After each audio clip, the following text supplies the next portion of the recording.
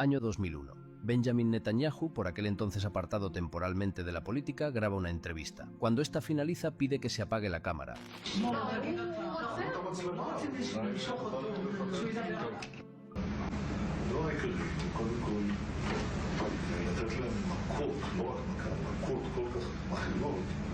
שהמחיר יהיה כבד מצוא, כרגע המחיר לא כבד מצוא, התקפה רבת היקף על הרשות הפלסטינית.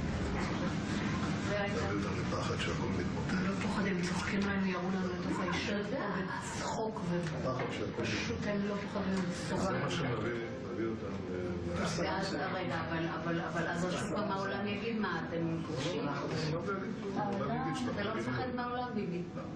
במיוחד היום עם אמריקה, אני יודע מה זה אמריקה. אמריקה זה לא שאפשר להזיז אותו בקלות, להזיז לכיוון הנכון. הם אומרים שהם בעדינו, אבל כאילו... לא יכניעו.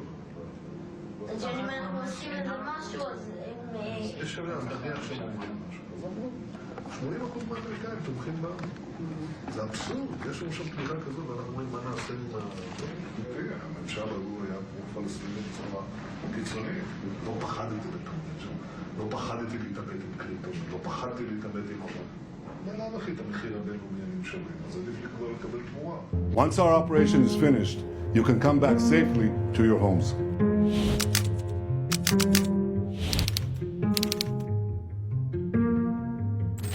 If you take away the Soviet Union and its chief proxy, the PLO, international terrorism would collapse. If you take out Saddam, I guarantee you that it will have enormous positive reverberations on the region. Obviously, we like to see a regime change, at least I would, in Iran, just as I would like to see in Iraq. The question now is a practical question. What is the best place to proceed? It's not a question of whether Iraq's regime should be taken out, but when should it be taken out? Libya is, while no one is watching, under the cloak, is trying very rapidly to build an atomic bomb capability. I believe that the next step is to choose. It's not a question of whether you have to take action, but what kind of action and against who.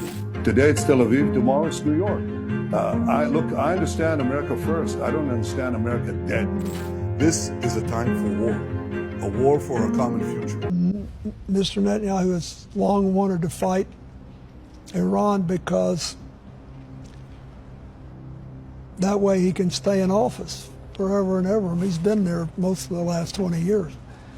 But I think we should be trying to diffuse it. And I hope President Trump will do that. I hope anybody there will do that. We've got to stop. We've got to convince our friends in the Middle East that we'll stand with them and try to protect them. But choosing undeclared wars in which the primary victims are civilians who are not politically involved one way or the other, just want to live decent lives, is not a very good solution. Do I think that we have to try to stop Iran from having a nuclear weapon? I do. I tried at that, and we had some success. But we don't have to have all this outright, constant killing of civilians who can't defend themselves and they just want a chance to live. If not stopped, Iran could produce a nuclear weapon in a very short time. It could be a year, it could be within a few months. They have the wherewithal, the stored up, preserved knowledge to make a bomb very quickly if they wanted to do it. Iran is so dangerous. Weeks away from having the fissile material for an entire arsenal of nuclear bombs. They're very close. They're 6 months away from being about 90% of having the enriched uranium for an atom bomb. Iran is gearing up to produce 25 bombs, atomic bombs a year, 250 bombs in a decade. Ladies and gentlemen, time is running out. Iran will be capable of producing alone, without importing anything, nuclear bombs within 3 to 5 years.